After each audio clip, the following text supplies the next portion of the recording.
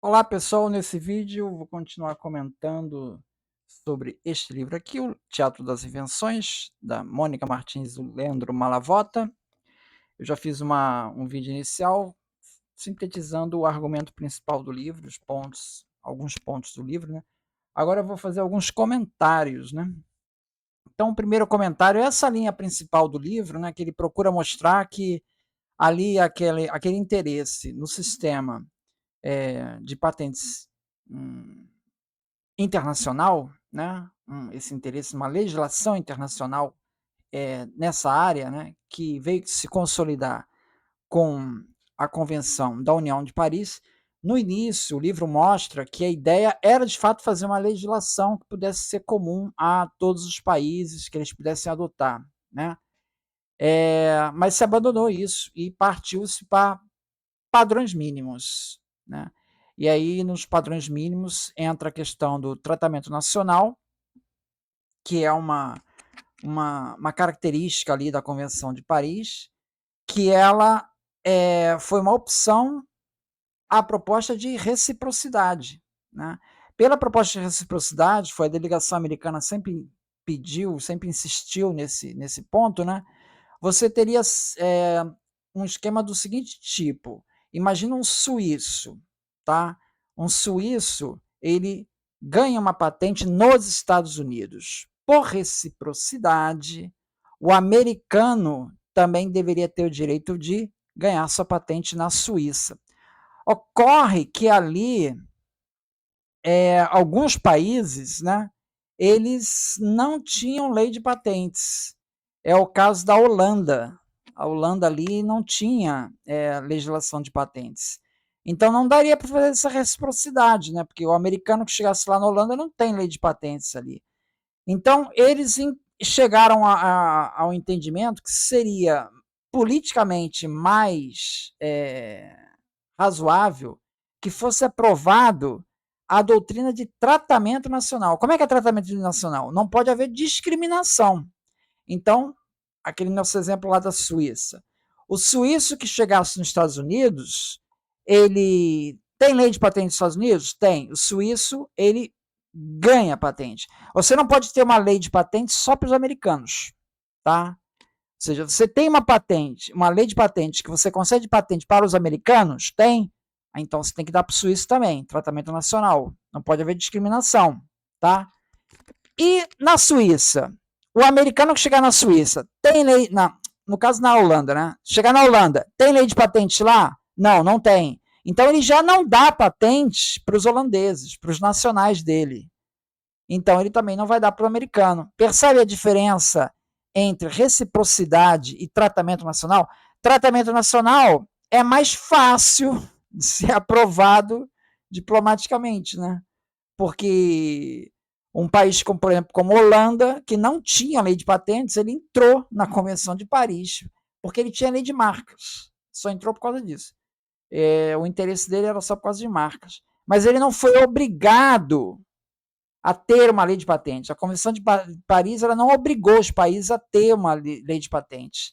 Nem obrigou a ter um exame também de patentes. Não teve essa obrigatoriedade. Então, assim, foi essa ideia dos padrões mínimos que viabilizou a aprovação desse acordo internacional, né, na área de propriedade industrial.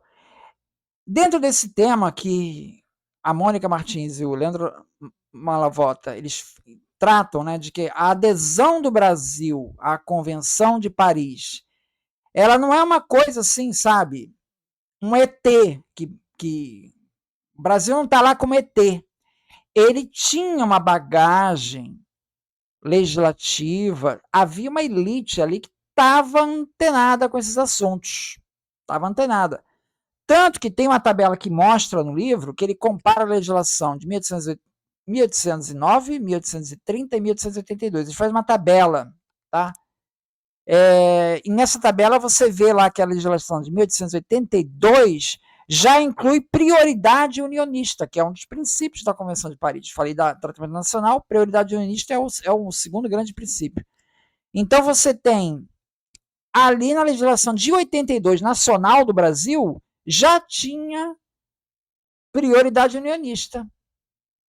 E a CUP só foi assinada em 83, no ano seguinte. Então, antes de assinar, o Brasil já implementou a prioridade unionista. Então, isso acontece porque já vinha tendo um debate legislativo que já... Isso vai mostrar no primeiro livro do Maravota, na construção do sistema de patentes. Ele vai mostrar isso de uma maneira mais detalhada. E aí, para encerrar esse vídeo, né, para não ficar muito longo, né, eu trago aqui esse livro daqui do Warren Dean, A Industrialização de São Paulo, onde ele conta a história de um brasileiro que pediu uma patente e que teve sucesso, para mostrar esse fato, né, de que, assim, tinha gente ali que estava interessada nisso, né, que é o caso do Evaristo Conrado Engelberg. Evaristo Conrado Engelberg, ele nasceu em 1853, faleceu em 1932. Em São Paulo, o engenheiro mecânico brasileiro Evaristo Conrado Engelberg, 1880, ele inventou uma máquina de beneficiar café e ganhou uma patente. Essa patente veio a ser vendida a um grupo norte-americano que fundou uma companhia localizada em Syracuse, Nova York, com o nome de Engelberg Ruler Company. Então, para fabricar a tal da máquina de beneficiar café, inventada pelo brasileiro, tecnologia brasileira, explorada lá nos Estados Unidos e pagando aqui porque ele comprou, ele vendeu essa patente lá para o grupo americano, né? Essa empresa ela foi extremamente bem sucedida na época e vendia máquinas produtoras de café pelo mundo todo, tá? Inclusive essa máquina ela voltava importada para o Brasil pela F. Upton Company, tá? Com a ajuda de alguns dos financiadores originais de Engelberg. O diferencial dessa tecnologia era o uso de cilindros de aço rotativos para remover a casca do arroz e do café sem danificar o grão. Algo que antes só se conseguia isso antes manualmente, tá? Então, essa máquina foi amplamente adotada em moinhos de arroz e beneficiadoras de café ao redor do mundo. O João Conrado Engelberg, junto com Pedro Alberto Engelberg e Alípio Conrado Engelberg, eles solicitaram então uma patente da dita máquina de Engelberg no Brasil, que foi concedida sobre o decreto 148 de 1884. Então é uma das primeiras aí já sobre sobre a Convenção de Paris, né? Já sobre esse acordo aí, já sobre a lei de 1882, né, aprovada. Então, é isso, ou seja, eu quis trazer esse assunto, trazer aqui só para fechar aqui, ó, que eu tenho um texto e que tem aqui, ó, essa propaganda ela aparece nos jornais da máquina Engelberg Ruler Coffee and Rice, café e arroz, em Syracuse, New York. Tecnologia brasileira, lá do brasileiro.